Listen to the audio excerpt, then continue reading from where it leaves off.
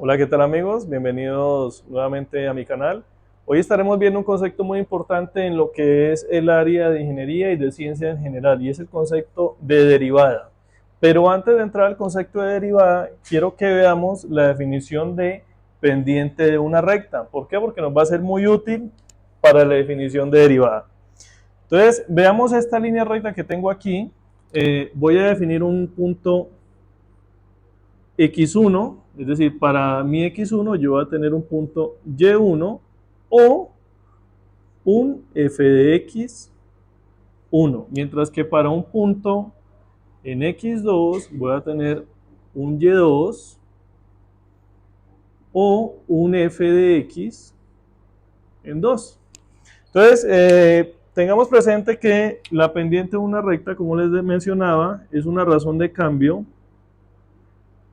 entre el cambio en y el cambio en x. Delta de y sobre delta de x.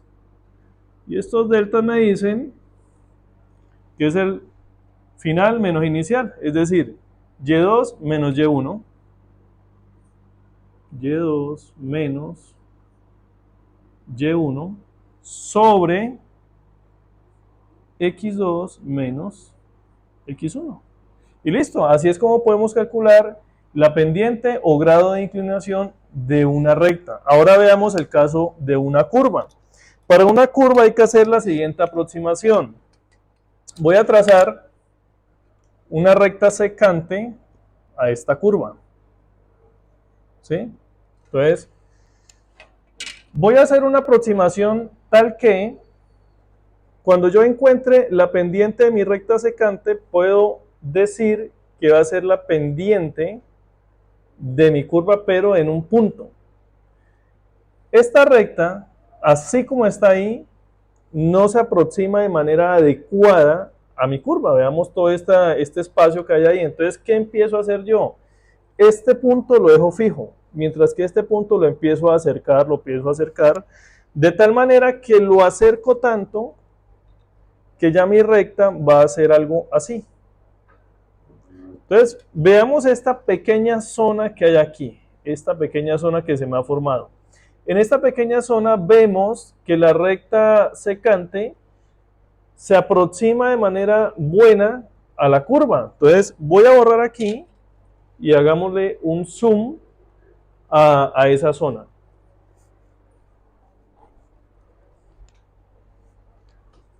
¿Listo? Entonces, esa es mi curva. Recordemos que estas son aproximaciones, ¿sí? Porque esto se relaciona mucho con límites. Entonces ahí tengo ya mi recta secante. Voy a hacer lo mismo que hicimos en el caso de la recta. Voy a definir aquí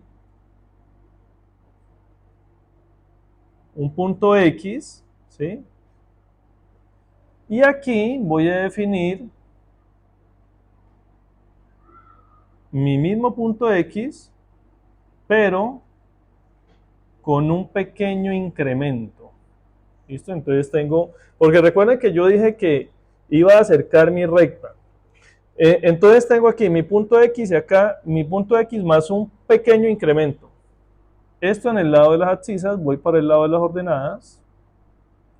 Aquí voy a tener, así como acá, un f de x, mientras que en este otro voy a tener un f de x más ese pequeño incremento.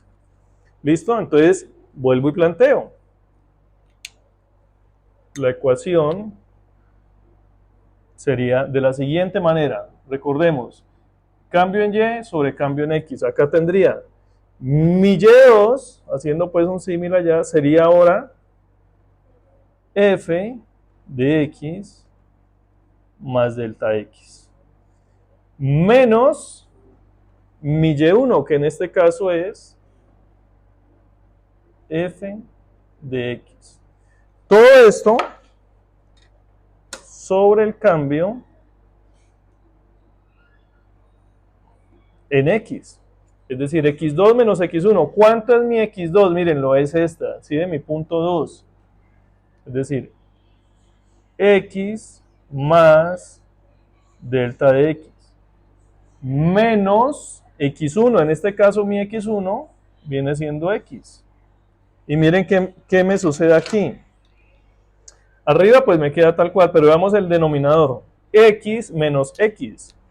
Se me restan. ¿Sí? Entonces, quiere decir que las puedo borrar porque me dan 0. Y ya vamos viendo que ya vamos llegando a la definición de derivada. ¿Qué sucede ahora? Entonces, como les dije, esto son aproximaciones.